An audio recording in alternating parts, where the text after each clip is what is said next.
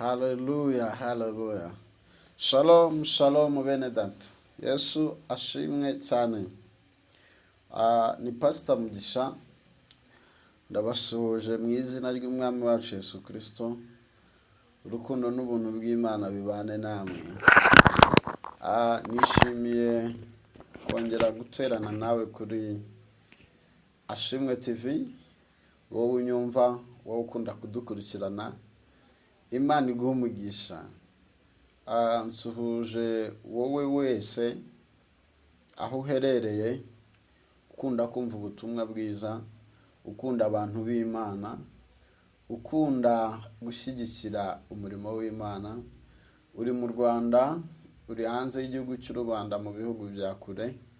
Imana iguha umugisha, wumve ko ngusuhuje. Data mu izina ryawe Yesu Kristo, ni wowe wenyine ugira uko ubigenza bikemera. Warabikoze biremera. Ufungura uyu muyoboro kugira ngo ivugabutumwa ricishweho rigere kuri benshi kugeza ku mpera z'isi. Ndagushimiye uyu mwanya w'amasaha kuko wemeye ko mba igikoresho cyawe kigaburira benshi, kandi data nkabaha ibitari ibyanjye, ahubwo mbaha ibyo wabageneye ariko ubinyujijemo. Ndaguhamagaye ngo ururukire kuri buri umwe wese, umugenderere mu gihugu aherereyemo, muri quartier arimo, mu nzira arimo acamo, aho atuye haba hagenda hakora.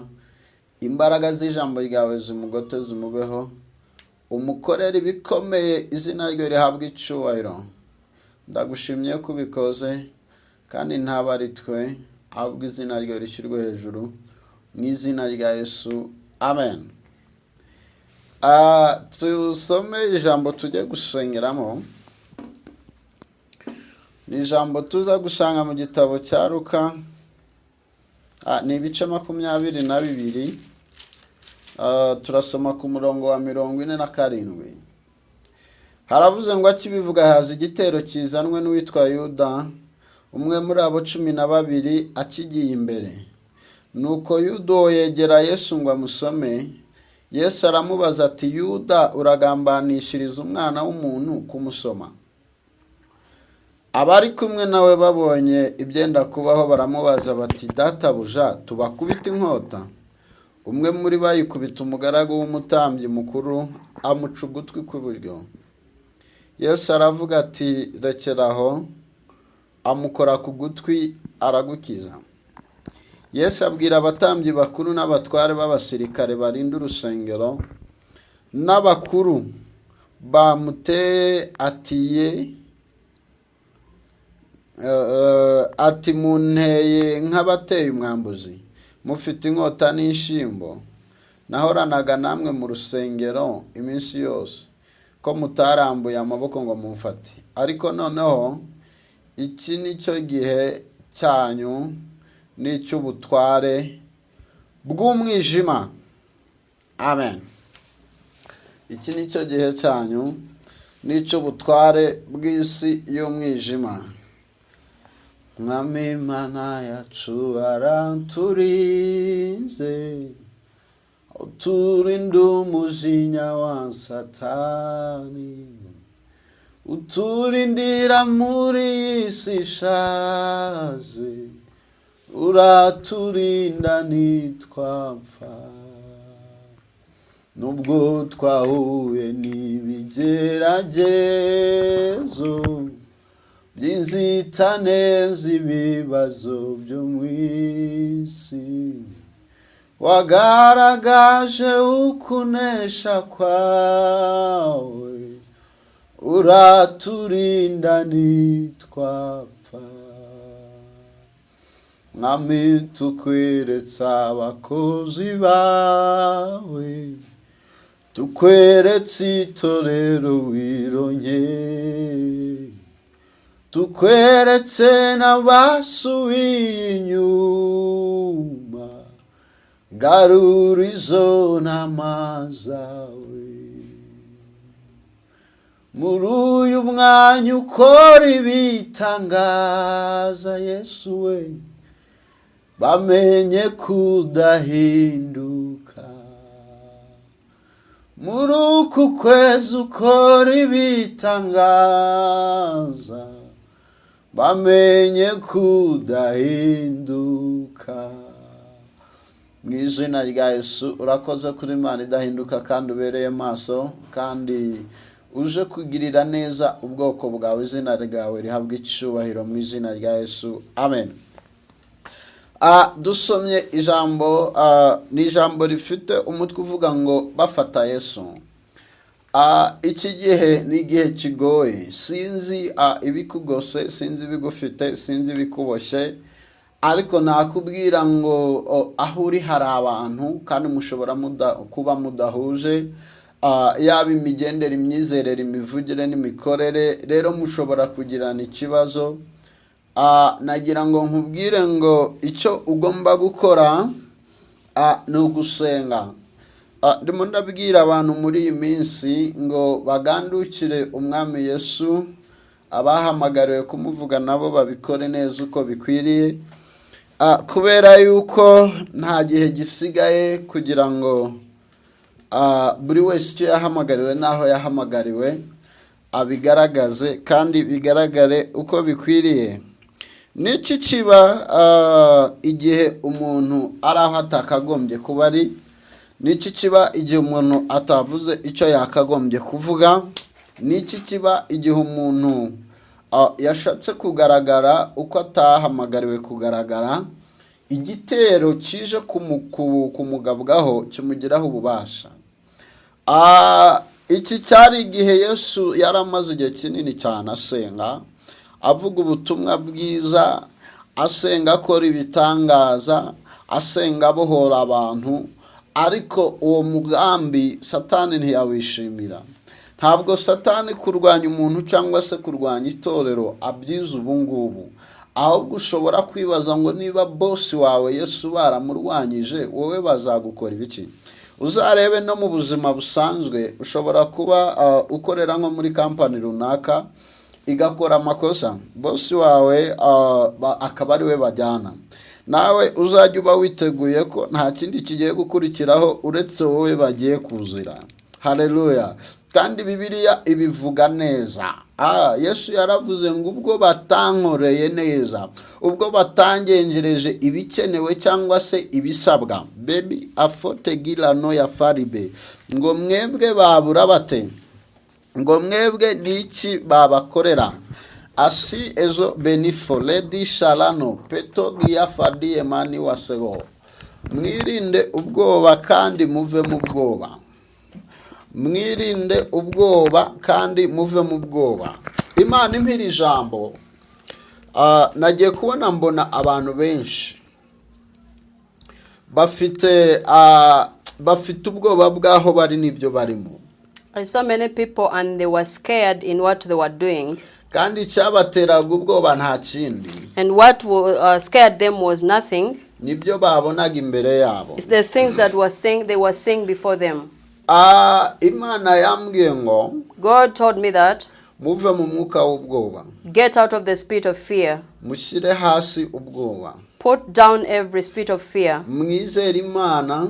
Believe in God. Mwizere umwana wayo. And believe in his son. Mwizere n'umwuka wera. And believe in the Holy Spirit. Niko Imana yambwiye. That is what God told me. Hahandi nabonaga abantu bava mu mamodoka batwaye bakajya kwihisha nko mu ishyamba. Where I was seeing people getting out of their cars and they were hiding themselves in the forest. Akabona nk'intare iraje kabisa mu muhanda, imodoka akayishyira pembeni, akayivamo akavuga ati basi nihiriki imodoka gusa, nigenda isize imodoka ndagaruka nsubire mu modoka yanjye. Where someone would see a great line coming before them and they just get out of the car, run now, and they say, okay, I'll come back when this line is gone. Yagera mu ishyamba agasanga muri izindi nyamaswa zose nka zimwe ziba muri parike zikaza ziruka. And when he got in the forest, he found some other animals coming towards him. Yajya kurira igiti hejuru agasanga harimo twa dusimba nato twibera mu biti. And when he tried to climb the tree again, he saw some other animals that live in the trees. Nibwo nahise mbona iri jambo. That is when I saw this word. Bimbwira ngo igitero kiza gufata Yesu kiyobowe n'umugabo witwaga Yuda.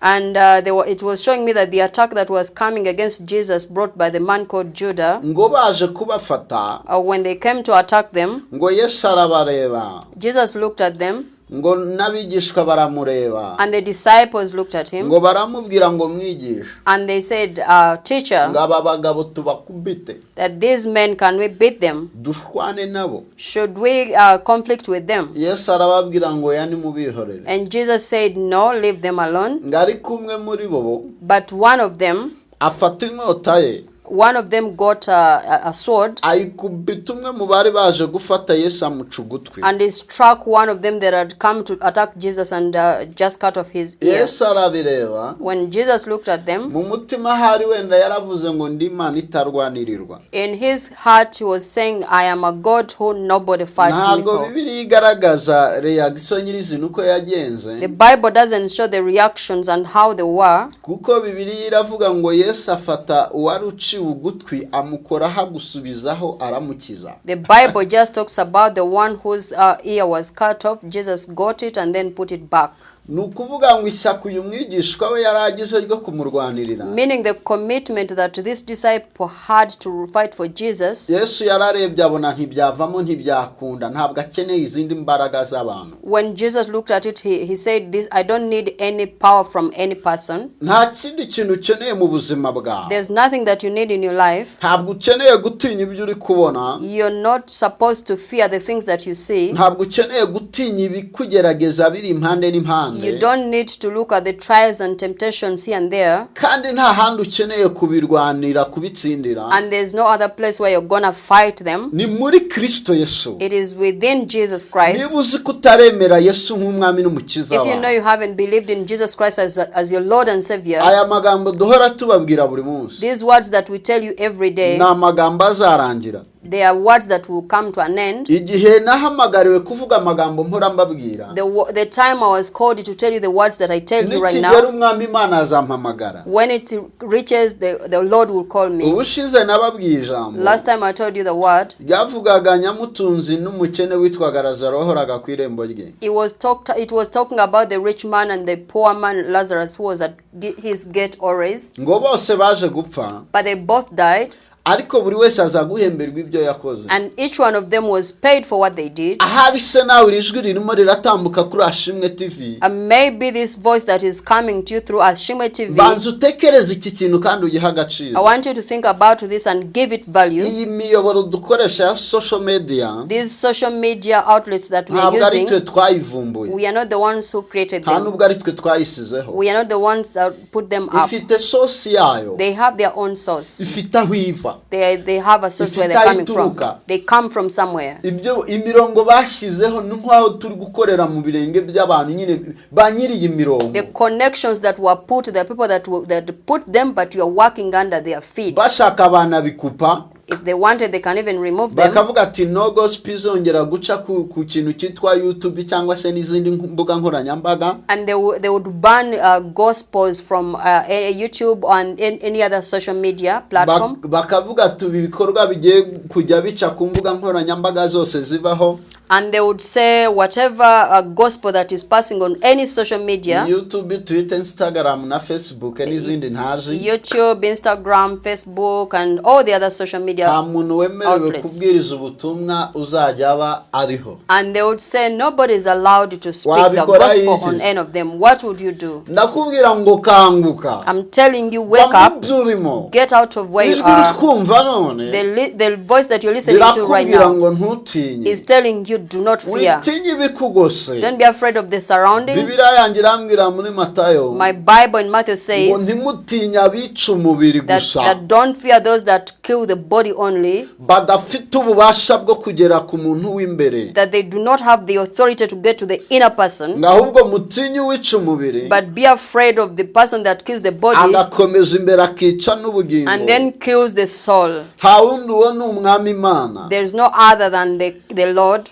God. urupfu rwa kabiri The second death, ni rwo rw'umuntu w'imbere Bibiliya ibivuga. that is the death of the second person. gupfa ko twese tuzapfa, We shall all die, ariko kandi imipfire yacu iratandukanye. but the way we shall die is different. kubera ko gupfa k'uyu mubiri, because the death of this body, kububasha Imana hazabaho kuzuka k'umwuka. for those who believe and have faith in God, they will resurrect. Ngewe Mugisha nyawe utuye muri nge, And me as Mugisha, who is sitting in this body, azazuka ave muri iki kintu kigaragara yigira ahandi hantu, kuko n'ubundi wari hateguriwe I will kuba. resurrect from this body and be somewhere where I'm Wowe supposed rero to urimo uratinya ubwoba, be. You who is having fear, covid iraza ugatinya, you see COVID and then you're sida afraid. ikaza ukiruka, You are scared of AIDS. kanseri ikaza ukagira You're scared ubwoba, of cancer. isukari wanywaga ati mutangire muyigabanye, Diabetes, because of the diabetes is rising, so you fear to take sugar. ibintu byose bikagutera ubwoba. And you're scared of everything. Bibiliya iravuga ngo The Bible says, naho imitini itatoha, imizabibu ntiyera imbuto, even when the vines don't bring out the right fruits, nta kizabuza Uwiteka gukora. the Lord will not be afraid to Hallelujah. do what he's supposed to do. Niki kiguteye ubwoba? What is scaring you right now? Umwuka twaremanywe The spirit that we were created with ni umwuka w'imbaraga, is a spirit of power. si umwuka w'ubwoba. It is not a spirit of fear. Ibiri kuba, What is happening, ibiri kukubaho, what is happening to ibyo you, uri kubona what you're seeing, ndetse n'ibyo uri kumva, and the ones that you're listening ni to, ibitero birimo biraza biguhiga. the attacks that come looking for Nta you. gitero kiza kubaho kidafite umuyobozi. There is no attack that does not have a leader. Icyaje gufata Yesu cyari kiyobowe na Yuda, What came to attack Jesus was led by nawe icyaje Judah, kukwataka and what came to attack you, icyo ari cyo cyose whatever it is, gifite umuyobozi. it has a leader. Ariko mva ukuntu uri burwane nacyo, But listen to how you're going to fight with kuko it, ntabwo ari wowe bishaka, because it's not you that they ntabwo want. bishaka inzu nziza utuyemo, They are not looking at the house they are ntabwo sitting bishaka in. imodoka nziza They are not ugendamo, looking at the car that you're ubundi si driving. ahubwo urabifite. Do you even have? Nawe byirebeho, Look at yourself. iyo Benz urayifite, The Benz that you have, iyo flat house urayifite, the flat that you're having none now. se biragushakaho iki? What do these attacks want you for? Umwami Imana agiye kurema umuntu, When God was creating man, yabwiye abamarayika He told the angels ngo mureke tureme umuntu that let us create mu man ishusho yacu, in our own image, ase natwe. and let him be Ngo like arangije us. kumubumba, And after creating that person, aramwegera, he got close to him, Imana imuhumekeramo umwuka wayo. and God breathed in that Ni person. ukuvuga ngo icyo gitero gishaka Meaning, what this attack wants, ntabwo ari isura yawe, it is not your ntabwo ari image, ibyo utunze, it is not the ones that you si have, n'akazi kawe, it's not your job, ahubwo ni umuntu ukurimo. it is the inner person within Umuntu you. wawe w'imbere The inner person within you, baramukeneye, they need him. bashaka kumurwanya, They want to fight that inner bashaka person. kumuhindura They igikoresho. want Sela to site make him fobrege. their tool.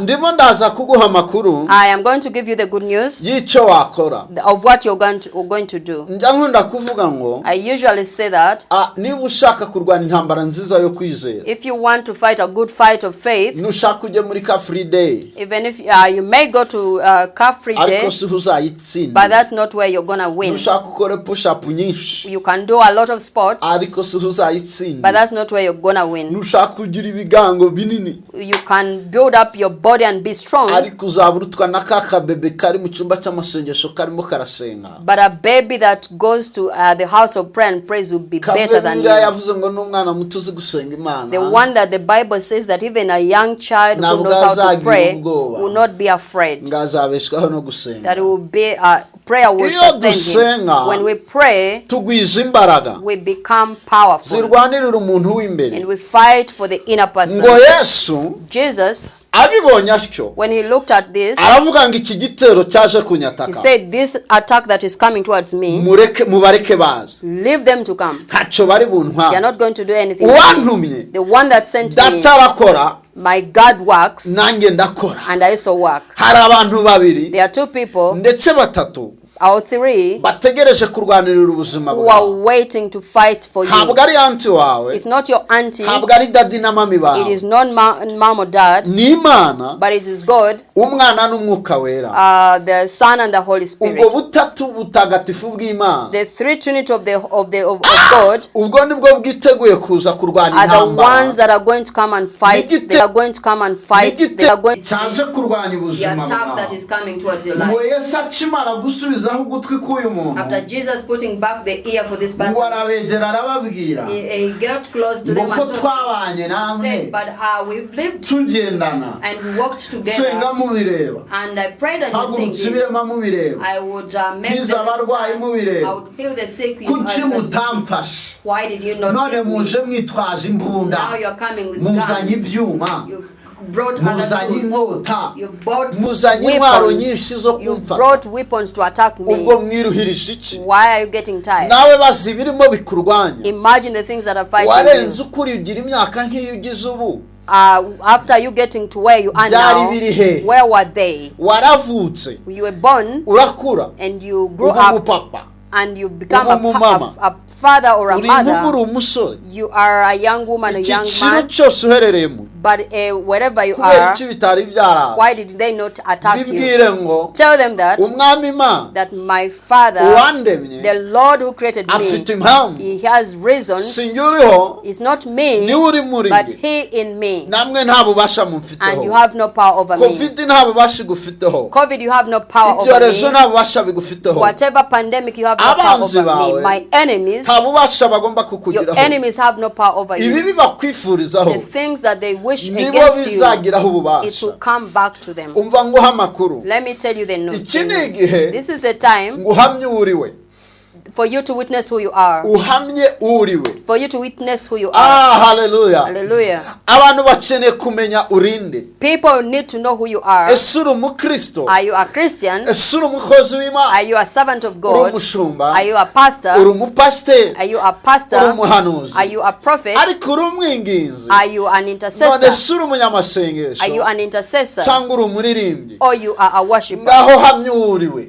Witness who you are. lakasata Hallelujah. pradebegede nando hiyarema ntabwo ari igihe ngo wihakane It is yesu not the time to deny Jesus. inkoko yabika itabika Whether the cock crows or not, ntabwo ari igihe ngo wihakane yesu it is not the time to hari abantu deny bari Jesus. bategereje ngo inkoko ibike gatatu There are people that waiting for the cock bari to crow. baravuze ngo They had said that urukingo rwa mbere nararwanze the first urwa kabiri vaccination, I nararwanze refuse the first and the second ngo ariko one. nihaje urwa gatatu But if there comes a third ntabwo one, naguma muri ibi I will not do this njyewe again. ndarwemera I will accept it. singiye kubura akazi I am not going to lose my job. singiye kubura gusura famiye I'm not going to yanjye lose visiting my singiye kubura family. visa I'm not going to lose my inkoko igiye visa. kubika The gatatu cock will crow 3 times. ese urakomeza uwemere Are kuri you going yesu to continue cyangwa with ugiye Jesus, kumwihakana or you're going to deny ngo him? petero baramwegera They got close to baramubwira ngo iki Peter, kigabo and they told him, this man, twakibonye have you seen him? cyari kiri kumwe nabo He was with them. ngo kirangije And after that, ndavuga petero I'm talking about aravuga Peter. ngo no He said, ngo no. nje nta nubwo muzi Said, I don't even know him. barakubajije ngo They have asked you ni that. iki gituma utikingiza Why are you not being mbese nawe vaccinated? urasenga Are you also uravuze praying? ngo no And you said no. ngo wari warabuze umwanya Said you did not get time. barakubajije ngo They asked ni you, iki gituma utakijya mu rusengero why don't you not go to Esutinya church anymore? COVID. Are you fearing COVID? uravuze ngo no And you said no. maze igihe mu mahugurwa I've been in workshops. bele esakato Hallelujah. pejebe veliki wagaboni ni vararo david gonia haleluya Hallelujah. ngo nimunyihakana imbere y'abana b'abantu And he said, if you deny me before men, nange I nzabihakanira also imbere ya deny data you before my Father. kubera ko muri kwihakana umwami imana Because you're denying Jesus, ibibazo ufite the none problems that you have, wenda biri kukuremera ubuhamya maybe they are creating ibibazo a ufite testimony. none The problems that you have, intambara uri kurwana the wars that you're fighting, nizirimo zikugwiriza imbaraga they z'umwuka are giving you kugira ngo spiritual power zikugeze ku marembo y'ijuru for you to get close to the gate of heaven, for you to help you to enter, zikwinjize for you to help you to enter. ko wihakanye yesu aho wari umukeneye Why are you denying Jesus when you wihakanye needed yesu him? aho wari umukeneye You're denying Jesus when you ngo needed yesu him. arababwira ngo Jesus told them nimumfate that nta get kibazo mfite get hold of me, I have no problem. what I know What I know, icyo nzi cyo icyo nzi cyo, ntacyo mwantwara there's nothing that ntacyo you're going to do. mwankoraho Do not do anything. uri muri nge jyewe The one who is in me, uwantumye the one who sent me, arakomeye. he's strong. Nitwaza uducumu n'amacumu n'utwuma two You have kuntera, every single weapon to attack ariko me, ntacyo mwantwara. but you're not going to do anything. Abwira ababigishwa be And he told his ngo ntimwongere disciples kurwana nabo, that don't fight with them ngo again. kuko data wemeye ko bangeraho That the Father who sent them to get to me, afite legionari nini cyane he y'abamarayika. has legions of angels. Iyo abona ari ibintu bikanganye biteye ubwoba, If he had seen that these were things aba that were to be yabohereje bakaza afraid, kundwanirira. he would send me Mwebwe angels. nimwiturize. But you come down. Imana irabizi God knows. ibiri He kukurwanya, knows what is fighting nta mbaraga against you. bifite. They are powerless. Ibyo bagushiramo, The things that they ibyo put, bakubwira, the things they tell ibyo you, the bakumvisha, things that they want you to ibyo listen bakwereka, to, the things that you nta mbaraga see, bifite. they are Ni powerless. ukuri kwiyamamagaye. I'm telling you the truth. Umva banza I ubisobanukirwe. want you to understand Hari this. abo bifiteho imbaraga, There are those ones that they ariko hari can n'abo overcome, bidafiteho but there are imbaraga. those ones that cannot be overcome. Takasha bravo Hallelujah. dekesha daboziyegeminiho. Hari abo bifiteho There are imbaraga, those ones that they can overcome, hari n'abo bidafiteho but there are imbaraga. those ones who can overcome Abo them. bifiteho imbaraga The ones n'abahe? that they can overcome, who Ni are abantu those people? batarahuza amaraso yabo n'aya Kristo Yesu. Those are people whose blood is not mixed with Ni the blood abantu of Jesus. bataremera umwami Imana They akayobora are ubuzima people who have bwabo, not accepted Jesus to lead their lives. ariko abo batari bugirirweho ububasha But n'ibimenyetso ibyo ari byo byose biri But kuba, those ones who will overcome, ni and abantu bemeye Yesu nk'umwami those are n'umukiza people who wabo, have accepted Jesus as their Lord and Savior. abaciriye Yesu nk'umwami n'umukiza wabo. Those who accepted Jesus as their Lord and Ibiri Savior. kubi yijya kubona biri bubagireho ububasha, If these things would overcome them, ntabwo yari kwemera ko he bibageraho. wouldn't allow these things to reach them. Icyo gitero That attack cy'indwara iyo ari yo yose, of any other disease, cy'umuntu uwo ari we wese, of any other person, cy'ikintu icyo ari cyo of cyose, anything, iyo Imana ijya kubona ko kiri bukugireho ububasha, if God knew that this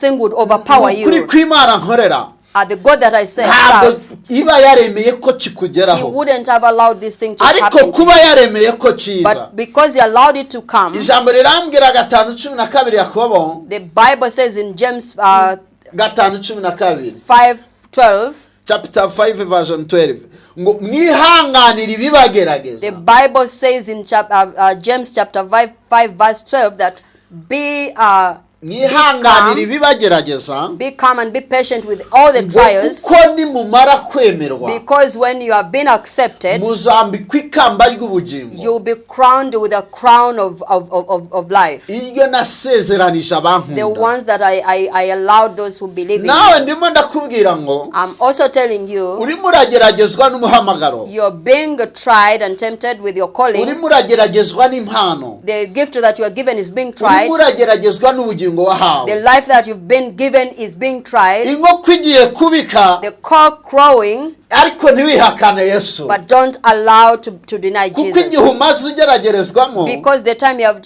spent being tried, ugiye gutsinda, you are going to overcome, ngo wambikwe ikamba and you'll ry'ubutsinzi. be given the crown of victory. Wiyihakana, Do not deny Jesus. wibyemera, Don't accept this. wibikunda, Don't like this komera thing. kuwo wemeye. Be firm in the one that Umwami you Yesu accepted. yikomeje kuri data wa twese wamutumye. Jesus Christ was confirmed, and he was firmed with the God who called him. Bamugejeje imbere y'abatware bamushyiriye, When they got him in the presence of the empire or emperors, baramubaza ngo they asked him, ariko uri umwana w'Imana? they asked, are you a son of God? Yesu arababwira ngo wakabimenye. And Jesus said, why would you not even know that? Baravuga ngo ntimwumve ibyo twavugaga. And they said, do you see what we've been saying? Ngo none turacyabaza iki kandi? What are we asking now? Reka abantu bemera Imana ikurimo. Let people believe in the God that you have. Ngira abahanuzi basigaye bacanga abantu, I'm telling the prophets that are confusing people, basigaye bavuga ibintu bitewe n'ikirere bagezemo, that the people that speak because of the atmosphere bitewe they are n'ibyo in, bumvishe cyangwa babona. because of what they have heard or what they have seen. Ibyo bavuze uyu munsi si byo bavuga ejo. What they say today is different from what they say Uyu tomorrow. munsi arakubwira ngo Imana yavuze ngo ntihongere kunywa amazi ya Nili, ujye unywa y'Inyange. Today they tell you don't take this kind of water, don't take new take Inyanja water. Ejo akaza akakubwira ati ahubwo y'Inyange niyongera kuyakoraho bizaba bibi. And then when they come tomorrow, they tell you if you take Nyanja again, it's gonna be bad for Jya winywera you. Nili. Take Nile. Ahora yiha bihinduriza nk'ikirere They keep changing as the atmosphere abo nabo bave changes. mu buzima bwawe. Those people should live your life. Ibintu bine nakubwira nsoza. Some of the things I would tell you as I conclude. Icyambere hari byinshi birimo biraza kwataka bigerageza ubuzima bwawe. One, there are so many things that are coming to attack your life. Niki biri kugushakaho? What do they want from you? Birashaka kugukura kuwo wemeye. They want to take you away from the one that you believed Hari in. icyo waremewe. There's something that you created for. There's a calling that you are given.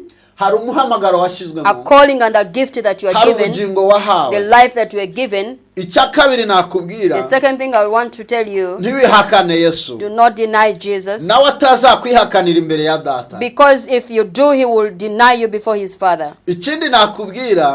The other thing I will tell you. Nuko umujyana agiye kugenda. Is that the bride is going. Ambara ikanzu yawe neza. Put on your garment. Niba yari yanduye wongere uyifure mu maraso y'umwana w'intama. If it was dirty, cleanse it with the blood of Jesus. Wambara uze tuzamuke tugende. And then put on and then come and we go. Imana nibaho umugisha. May God bless you. Witeka nabishimire. May God be pleased with kandi you. abagirire neza. And may God do good Shalom, to you. shalom. Shalom. Shalom.